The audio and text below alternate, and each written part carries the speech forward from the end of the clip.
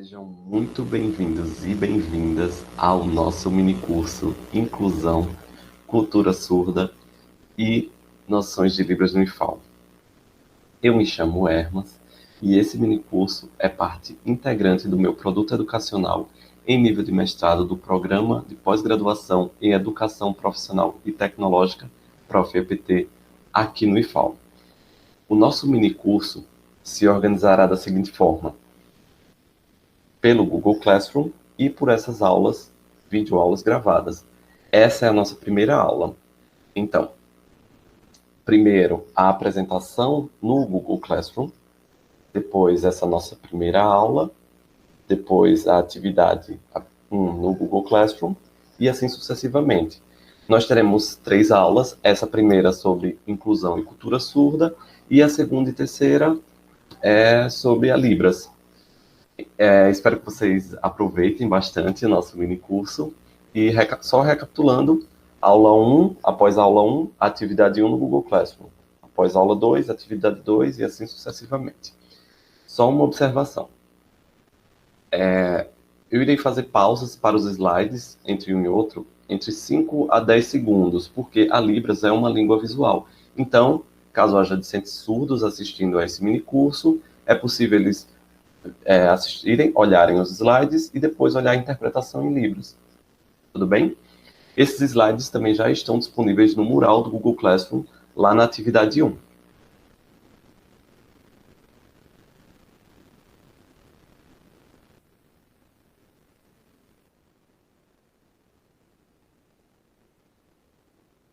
Bem, iniciaremos com esse vídeo que eu adoro. É uma propaganda de uma empresa de telefonia e ele ocorreu lá na Turquia, em que eles fazem uma surpresa para esse rapaz que está na frente. Ele é surdo e atrás dele está a irmã dele, que é ouvinte. Vocês vão entender pelo vídeo. O vídeo está legendado em português.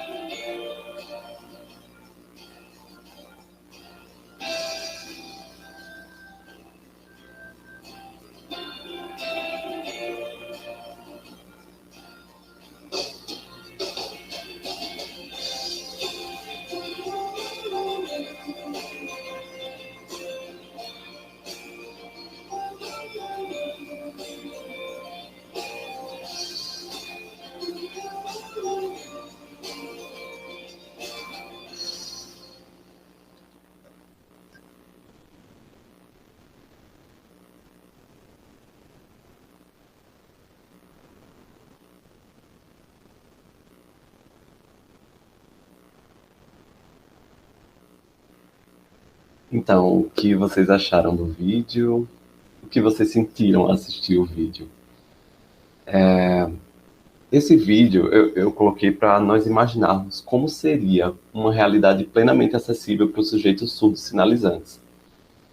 Quando nós estudamos as línguas de sinais, o objetivo é tornar o mundo um lugar mais acessível. É o que nós esperamos também desse mini curso para que isso torne cada vez mais próximo da nossa realidade.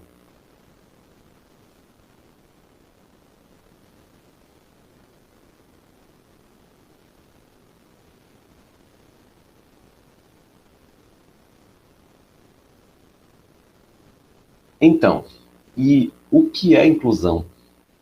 Inclusão é a nossa capacidade de entender e reconhecer o outro e, assim, ter o privilégio de conviver e compartilhar com pessoas diferentes de nós, conviver com as diferenças.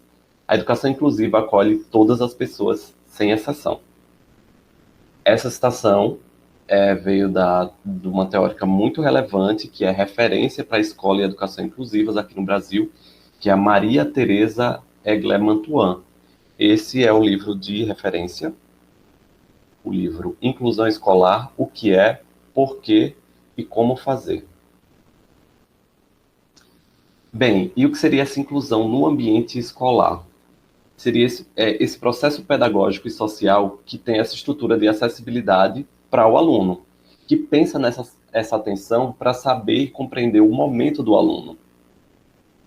Então, se nós pensamos em inclusão, nós não temos como desvincular da ideia de diferença.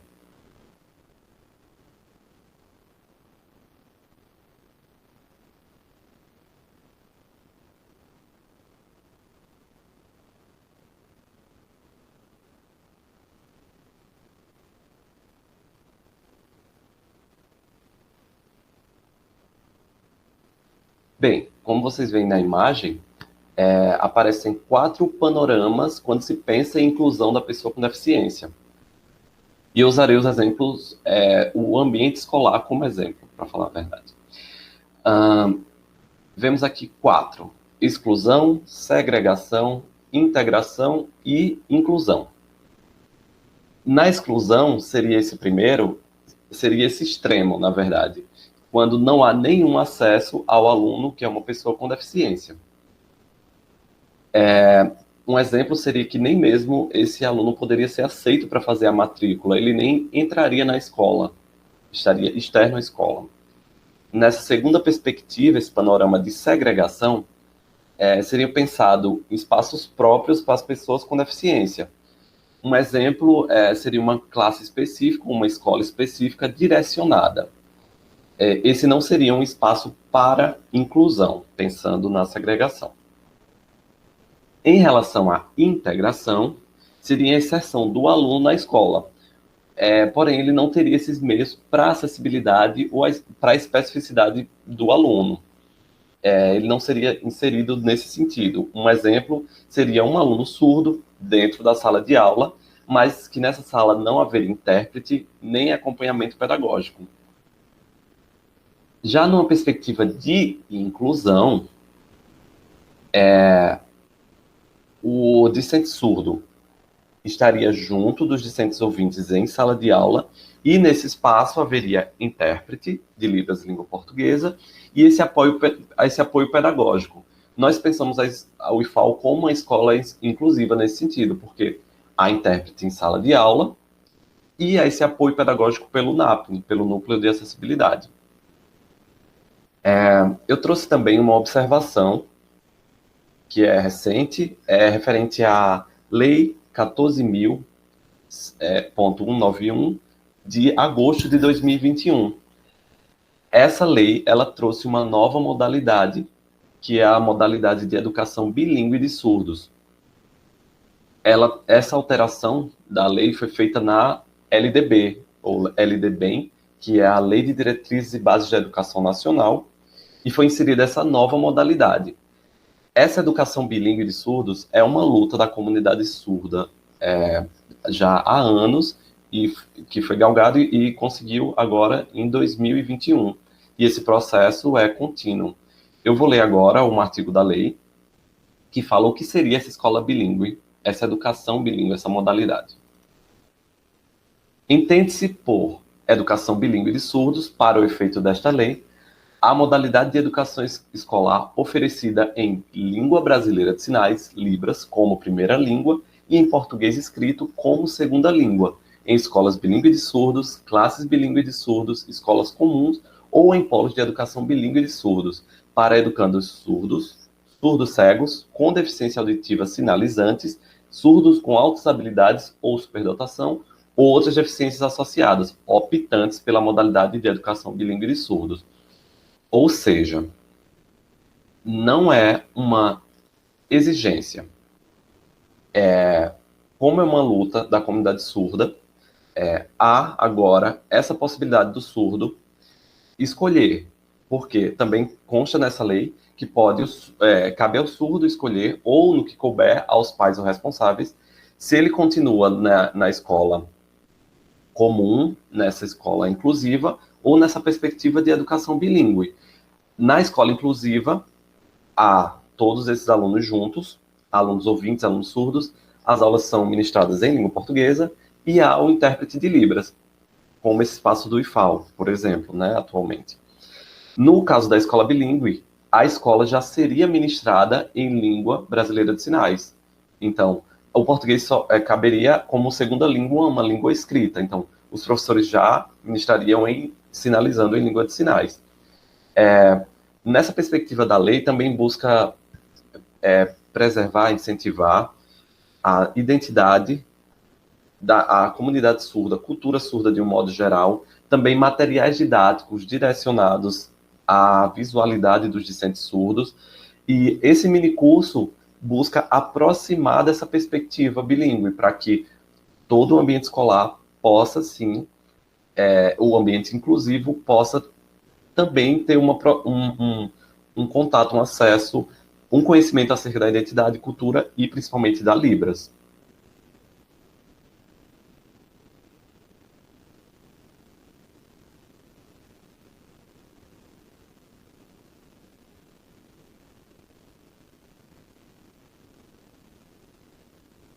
Então, lá na primeira postagem do mural, que tem um tópico de apresentação, eu pedi para vocês se apresentarem, como o próprio nome diz, e para falar algo que gostariam de fazer. É nesse sentido que nós vamos relacionar o que foi dito lá agora, nesse slide.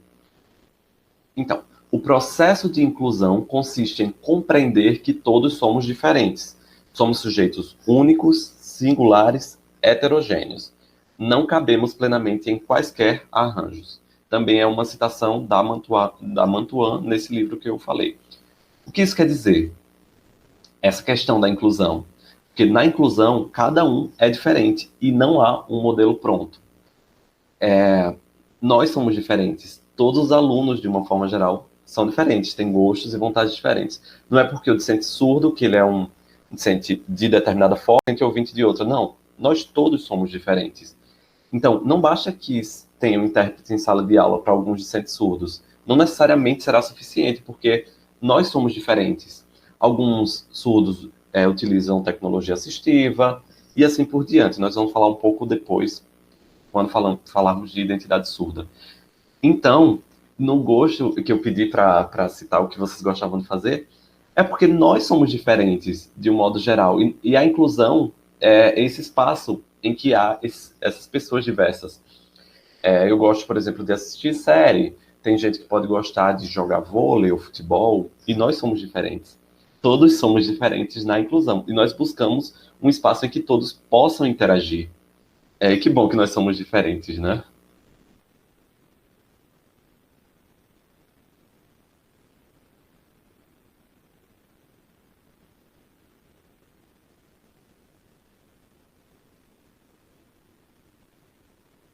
Então, essa pergunta maior, quem seria o aluno com deficiência? Antes, vamos pensar em acessibilidade. E o que seria acessibilidade? Ela seria, de um modo geral, esse grupo de medidas que proporcionam esse acesso e, em alguns casos, a adaptação das condições. Essa definição de aluno com deficiência, nós temos tanto legislação internacional quanto nacional. Um exemplo de internacional seria a Declaração de Salamanca, de 1994, que traz essa questão e a necessidade de inclusão mundialmente. E nacionalmente, um exemplo que eu posso citar é o Estatuto da Pessoa com Deficiência, de 2015, que traz a definição e propostas de espaços inclusivos. Eu coloquei logo à frente sim, a imagem do NAPNE, que é o Núcleo de Atendimento às Pessoas com Necessidades Específicas. O NAPNE é uma conquista, no caso, ele é decorrente de lutas, tanto na sua organização, seu funcionamento e as atribuições dele decorrem dessas especificidades. É esse apoio pedagógico dado ao discente no IFAL, a NAPNE em vários campi, né, do IFAL. Então, eu trouxe essa definição do que seria a pessoa com deficiência. Consideram-se alunos com deficiência aqueles que têm impedimentos de longo prazo, de natureza física, mental, intelectual ou sensorial, que, em interação com diversas barreiras, podem ter restringido a sua participação plena e efetiva na escola ou sociedade. Eu tirei esse trecho da resolução de instituição do NAPNE no IFAL. Esses impedimentos de longo prazo diria respeito a o que compõe a pessoa, que persiste com ela, por isso que de longo prazo. Um exemplo de natureza sensorial seria o que interfere nos sentidos, como uma pessoa com deficiência auditiva que tem uma limitação no sentido da audição. E essa interação com diversas barreiras, como, por exemplo, a impossibilidade de acesso à informação e à comunicação, no caso do discente surdo, quanto à língua, se for a língua portuguesa, e o acesso físico, como exemplo, uma pessoa com deficiência física. E restringir a sua participação estaria ligada a restringir esse espaço da escola para o aluno e, de um modo geral, na sociedade.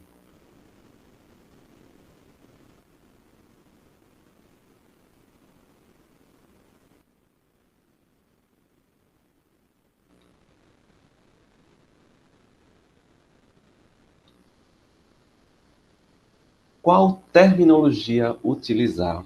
Essa é uma dúvida constante. Então, quais termos vocês já escutaram quando alguém se refere às pessoas com deficiência? Esse minicurso, inicialmente, ele ocorreu em 2 turmas do ensino médio integrado ao técnico de Química, e eu perguntei aos discentes e eles trouxeram alguns nomes. Quais foram, por exemplo, os nomes como moco, como portador de deficiência, mudinho, surdo-mudo, eram alguns termos que eles disseram que já escutaram e trouxeram nessa oportunidade. Historicamente, foram utilizados termos carregados de violência, eufemismos discriminatórios e de negação da deficiência. Diniz é uma estudiosa acerca da deficiência e ela traz essa questão. Algumas pessoas têm esse medo de chamar por não saber. Então, uma das formas de resolver seria perguntar à pessoa como ela prefere ser chamada. Isso é possível. Bem, esses termos, eles decorrem de lutas políticas por reconhecimento e de quais termos seriam mais adequados naquele momento. Há uma importância das associações de representação nessa definição. Eu trouxe aqui abaixo 3 quadrinhos azuis e termos utilizados, reconhecidos em determinadas épocas. Inicialmente, pessoas com necessidades especiais. Era um termo que foi utilizado bastante na década de 80, mais ou menos, mas ele tenta minimizar, ele traz um eufemismo na ideia de especial para deficiência. Como mascarar, hoje é visto dessa forma, e não se é mais utilizado esse termo necessidades especiais. Posteriormente, em meados da década de 90, começou a utilizar o termo pessoas portadoras de deficiência. O que acontece? Portar é poder levar. Então, nesse sentido, a deficiência você poderia deixar ela em casa e sair sem a deficiência. como um documento, como uma carteira que você deixa ou leva, não é bem o caso, né? Então, nesse último quadro, oficialmente de 2010 para cá, porque em 2010 houve uma portaria nesse sentido de alteração de termos que tinham pessoa portadora de deficiência para pessoa com deficiência, P maiúsculo, C minúsculo e o D maiúsculo. E um exemplo é a instituição do Estatuto da Pessoa com Deficiência, que é essa lei 13.146 de 2015, que traz esse termo também, que é um termo político. De forma geral, esses termos são políticos porque eles são associações que buscam, que discutem qual seria o termo mais adequado. Até hoje nós utilizamos. Eu trouxe uma observação abaixo.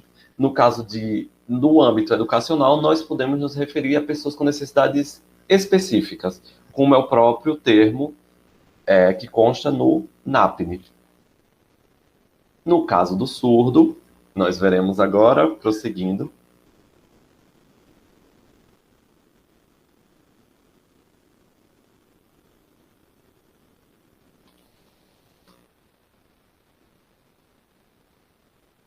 Nós temos essas duas visões e percepções acerca desses termos, deficiente auditivo ou surdo.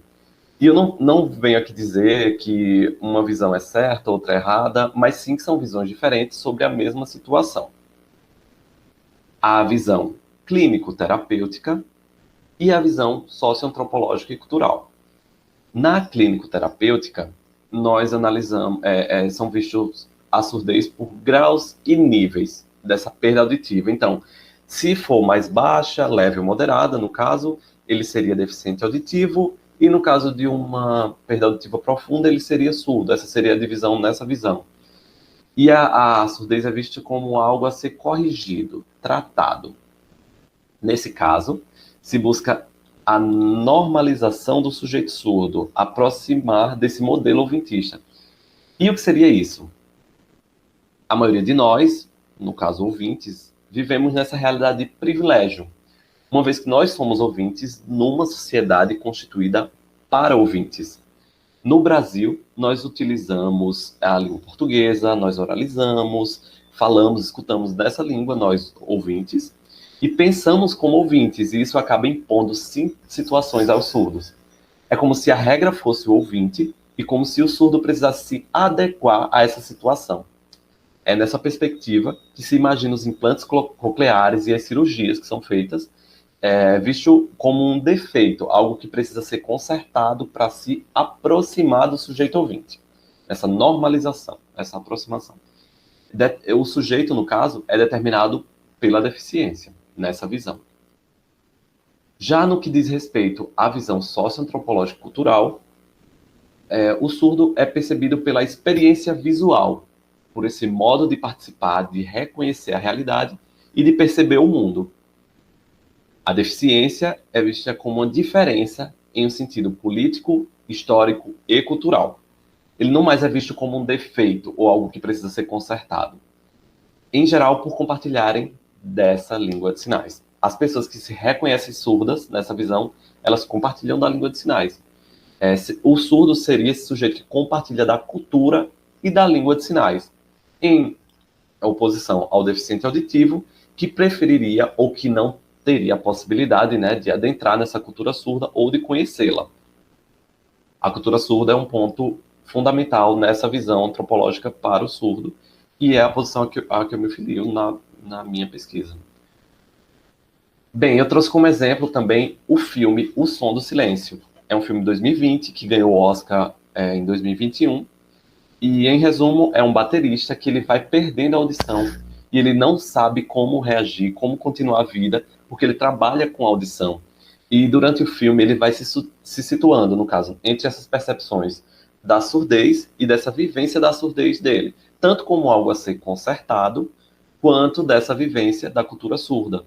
Eu não vou falar mais para não trazer spoiler, mas eu recomendo esse filme e vocês vão lembrar dessas duas visões trazidas acerca da surdez e do deficiente auditivo, da pessoa com deficiência auditiva.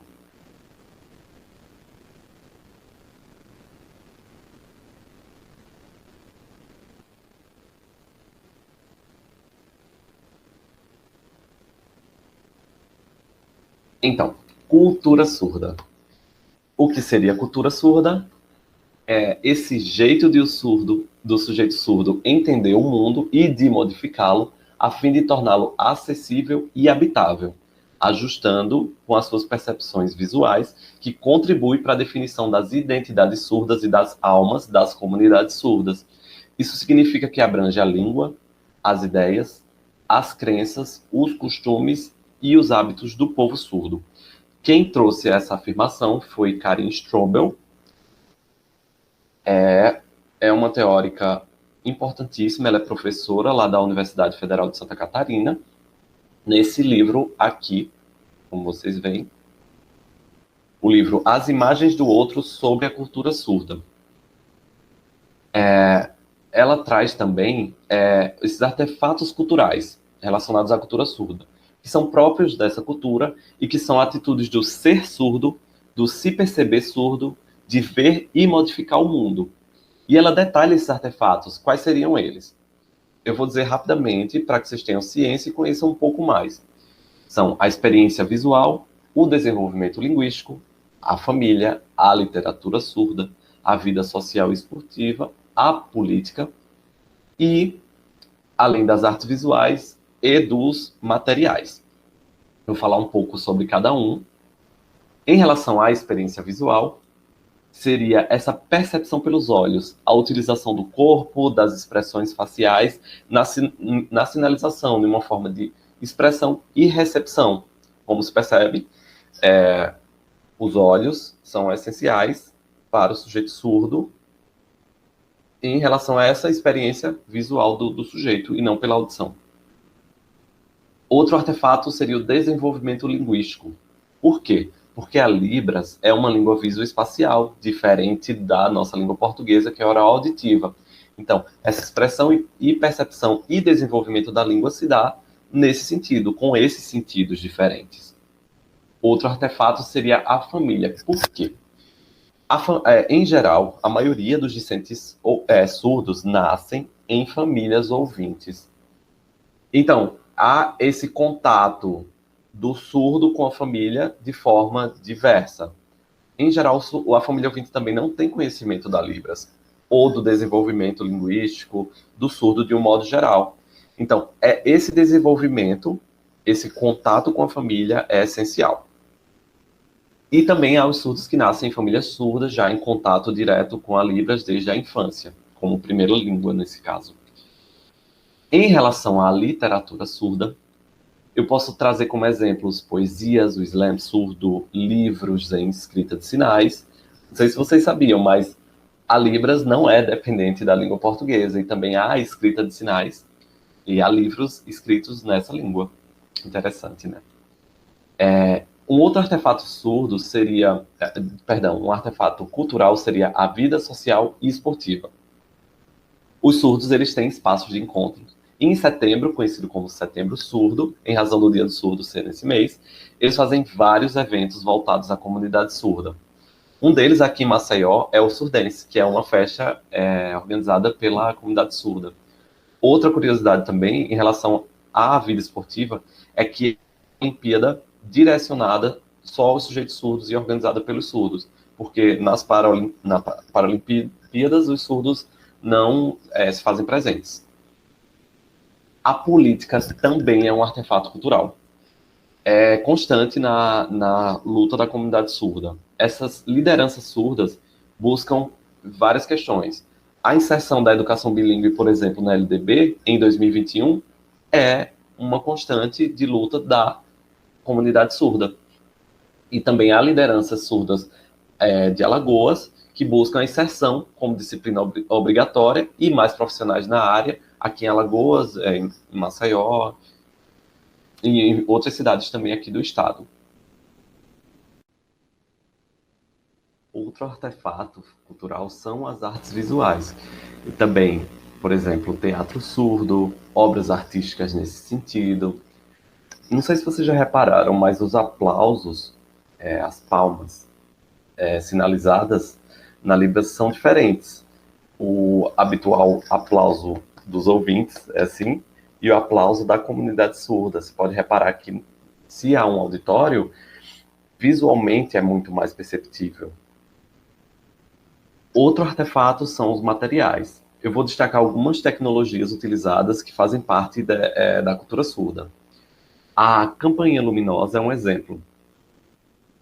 A nossa campainha das casas, você aperta e sai o som, e você escuta na casa.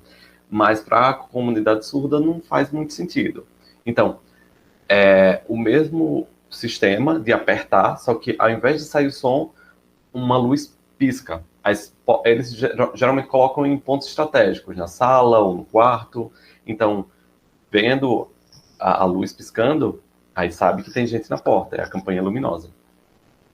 Outro exemplo que eu posso dar de uma tecnologia utilizada desses materiais, o HandyTalk.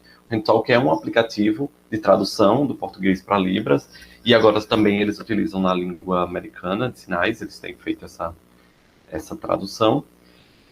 E é um aplicativo alagoano, foi criado por alagoanos, é bem interessante. O TDD, o que seria o TDD? É um telefone que tem um telefone que ligava para uma central e a central ligava para a pessoa. E essa informação era repassada como se fosse um orelhão, só que diferente, digitada, né? Hoje em dia é pouco utilizado porque a gente já tem a videoconferência, de aplicativos, isso facilita, né, a comunicação até sinalizada. Mas era uma tecnologia também. É uma tecnologia, né? Bem, em algumas situações, alguns teóricos trazem os surdos como estrangeiros no próprio país. Por que isso? Porque quando nós pensamos em estrangeiros, são pessoas que moram fora, então, que em geral têm uma língua diferente da nossa. Mas o surdo não, o surdo nasce no Brasil e a língua não é a Libras, é a língua portuguesa, que é utilizada pela maioria das pessoas. Então, eles são estrangeiros no próprio país. E é essa vivência, essa percepção do mundo que é diferente, essa visão do mundo. E nós pretendemos, com esse mini curso, aprender e aprender a língua em sua inteireza. Então, por isso que é importante estudar essa parte de inclusão, de cultura surda, identidade, comunidade surda, antes de propriamente estudar a língua de sinais, porque ela é muito maior.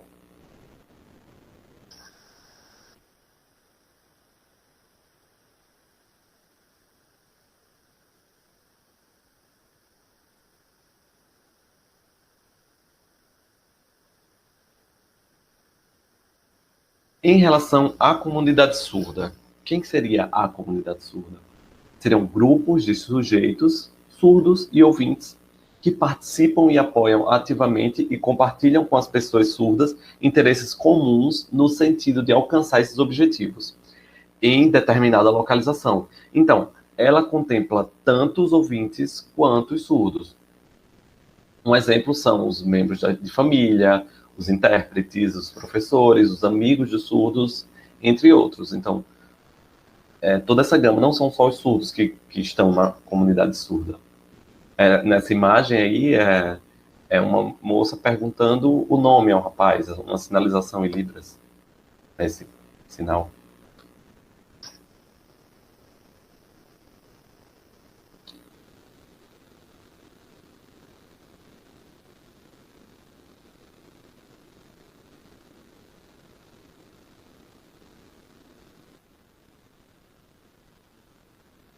Identidades surdas. Há diversas nomenclaturas de identidades, como, por exemplo, a identidade surda política, a identidade flutuante, híbrida. Há várias. A teórica Gladys Perlin, que foi a primeira surda doutora do Brasil, trouxe essa divisão, mas eu não vou detalhar as identidades, mas vou explicar do que se trata. As identidades, elas se moldam conforme maior ou menor receptividade cultural assumida pelo sujeito surdo e a sua percepção própria acerca da identidade surda varia conforme ele reconhece e recebe a cultura surda. O que acontece? O surdo, essa identidade surda do surdo varia de acordo com o perpassar da vida dele. Por quê? Porque lembra lá atrás, ninguém é igual a ninguém. Então, nenhum ouvinte é igual a outro, nenhum surdo é igual a outro. Por quê? há essa mudança durante a vida também. Um exemplo, se uma pessoa que nasceu ouvinte e só depois se tornou surdo, ele provavelmente tem conhecimento acerca da comunidade ouvinte e passa a fazer parte da comunidade surda ou não. Exemplos de surdos que têm essa variação, há surdos sinalizantes, que sinalizam com libras, os implantados, que faz cirurgia, os oralizados, que em geral fazem leitura labial e também oralizam, os que nasceram surdos, os que se tornaram surdos, entre outros. Então, há essa mudança e para a própria pessoa surda há essa variação também de identidade, conforme, como dito, ele recebe ou se aproxima mais ou se afasta da cultura surda e da comunidade surda. Aqui eu trouxe 2 exemplos na imagem, um surdo se comunicando em libras, então na imagem acima, e abaixo eles oralizando, são surdos que se comunicam em língua oral. Há diversos surdos.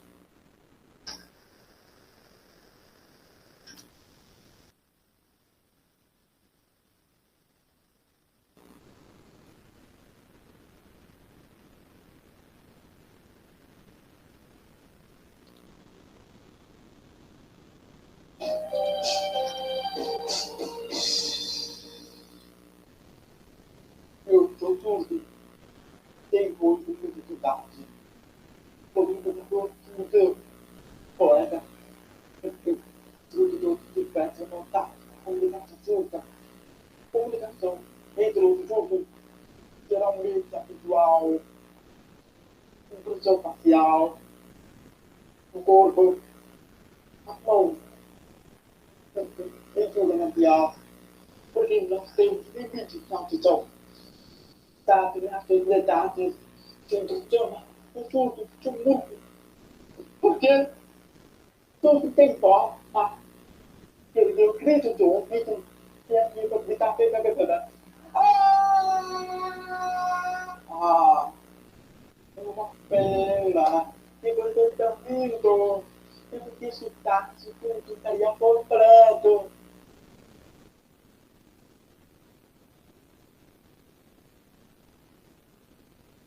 Completo.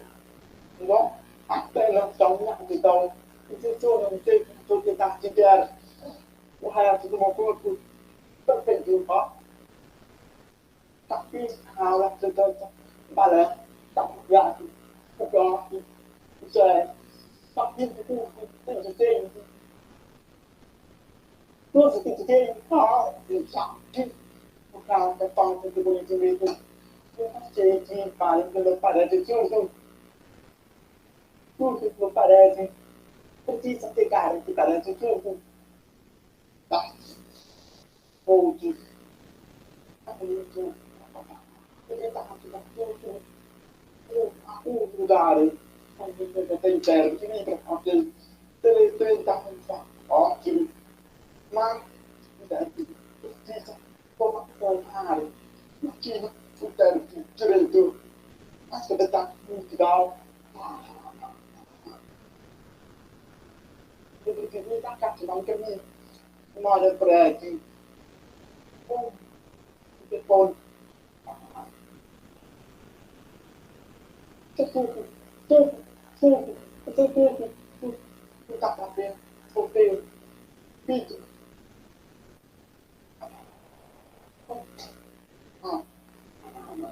Ai, agora não tá bom. Isso tudo.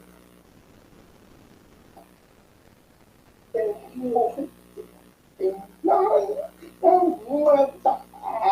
canal, dificuldade, o hotel, nada.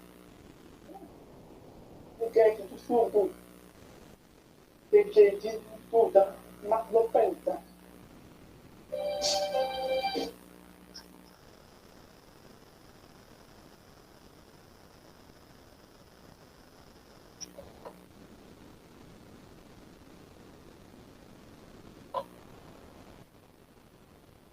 E então, sim, todos os links de acesso dos vídeos estão nos slides logo abaixo desse nome, como vocês podem notar. E nesse vídeo, o que é que vocês gostaram dele? O que vocês não sabiam? Esse vídeo é excelente e ele desmitifica muita coisa do nosso conhecimento do senso comum, além dele trazer exemplos de situações voltadas à cultura e à comunidade surda. Gosto bastante.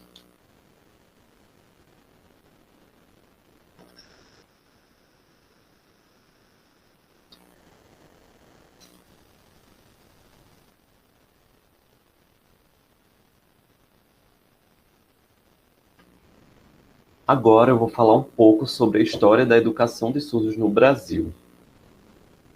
O E é conhecido como E.E, porque nos registros há a variação de Eduard ou Ernest, o primeiro nome, então o E é um professor surdo francês que foi convidado por Dom Pedro II para ensinar a língua de sinais a um dos seus membros da família. Há relatos que era um neto de Dom Pedro II. À esquerda, o E na imagem, e à direita, Dom Pedro II. O E, ele veio ao Brasil e percebeu que aqui havia muitos surdos. Então, ele relatou em 1855, apresentando esse relatório para o imperador e objetivando criar uma escola para surdos aqui no país.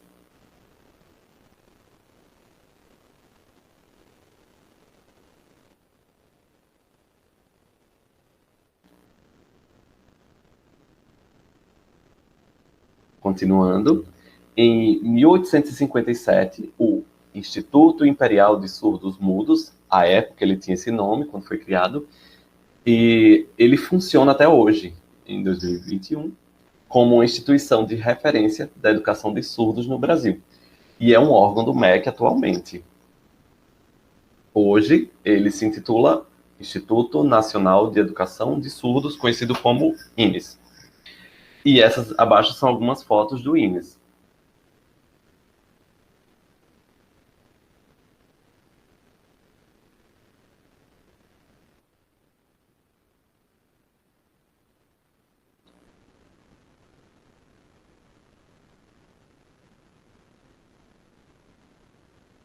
Eu deixarei como indicação essas HQs, que são histórias em quadrinhos, que são bilíngues. Elas estão tanto em Libras quanto em língua portuguesa.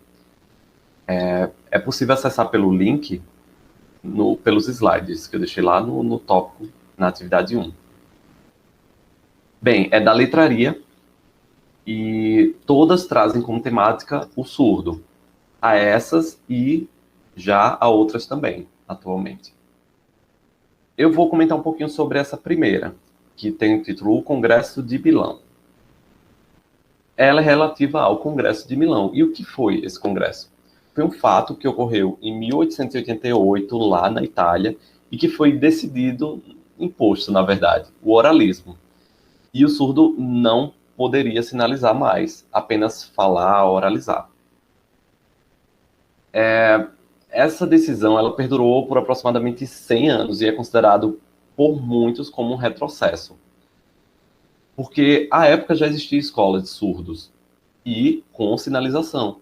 E elas tiveram algumas até que ser fechadas, porque não se podia sinalizar, apenas oralizar.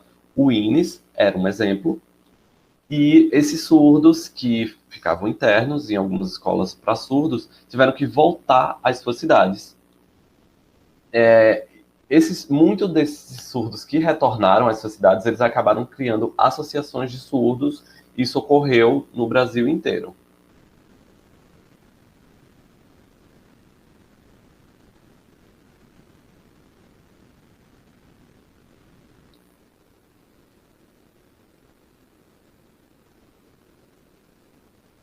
Na imagem, como vocês percebem, são exemplos de entidades de representação e apoio da comunidade surda aqui em Alagoas.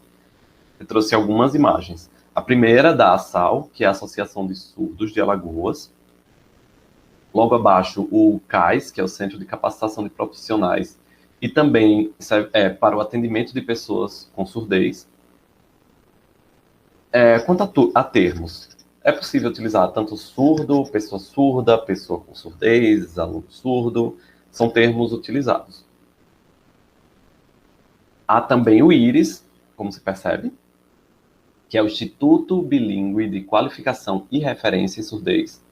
Lá, eles têm diversos cursos, básico, intermediário, também cursos para intérprete, tem cursos profissionalizantes para os surdos e o IRIS também contribui para o ingresso de surdos no mundo do trabalho.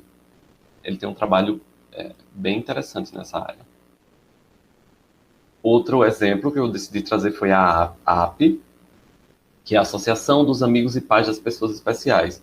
Especiais era o termo utilizado à época quando foi criado e permaneceu. Lá também tem muitos atendimentos bilíngues. Tem dentista, psicólogo, fisioterapeuta e também é um espaço de referência aqui em Alagoas nesse sentido.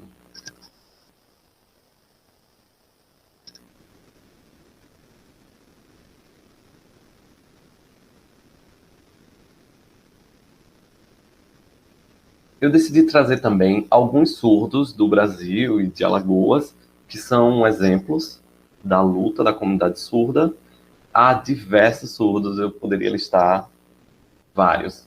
Eu decidi trazer 3, de forma representativa.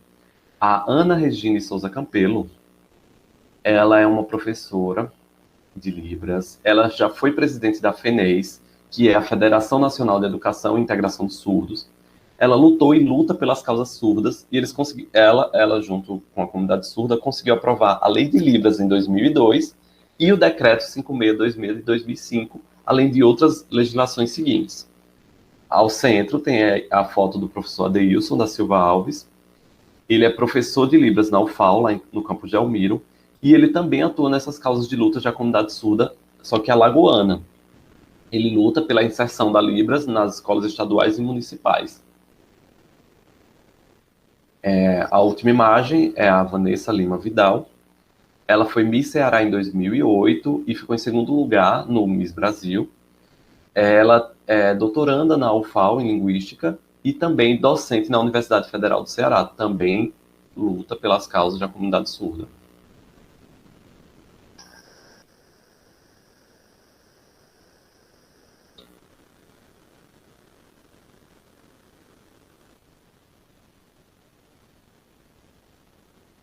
Bem, concluindo, a nossa primeira aula, eu trouxe essa frase. O ensino de Libras e da cultura surda para alunos ouvintes no contexto escolar é um dos pilares da educação bilíngue, em especial nas escolas inclusivas. Essa frase é da Ronice Quadros. Ela é uma das maiores representantes no estudo da Libras aqui no Brasil. Ela é coda, ou seja, ela é ouvinte e é filha de pais surdos. Então, a primeira língua dela de contato foi a Libras e depois a língua portuguesa. Ela luta pelas causas da comunidade surda até hoje e também é professora lá na Universidade Federal de Santa Catarina. Bem, após essa aula, vocês podem acessar lá a atividade 1 no Google Classroom. Nessa atividade constam 2 imagens, e nessas imagens constam professores. Bem, lá está detalhado, explicado, tanto em português quanto o vídeo da tradução em Libras. E vocês podem lá comentar, há perguntas também. E na nossa próxima aula, a gente vai adentrar propriamente na Libras, que é a aula 2. A aula fica postada no mural, lá do Google Classroom, no âmbito da atividade 2, já tem o link do vídeo. Aí vocês podem, depois de fazer a atividade 1, assistem a atividade 2 e assim sucessivamente. Esse minicurso, ele tem essa proposta de tornar essa escola inclusiva, que é o IFAL, e nós fazemos parte, um espaço ainda mais inclusivo e direcionado para essa proposta de ensino bilíngue e da lei atualmente da educação bilíngue de surdos. Espero que vocês tenham gostado e continuamos na próxima aula e nas interações pelo Google Classroom. Aqui estão as referências. Nos vemos na próxima aula.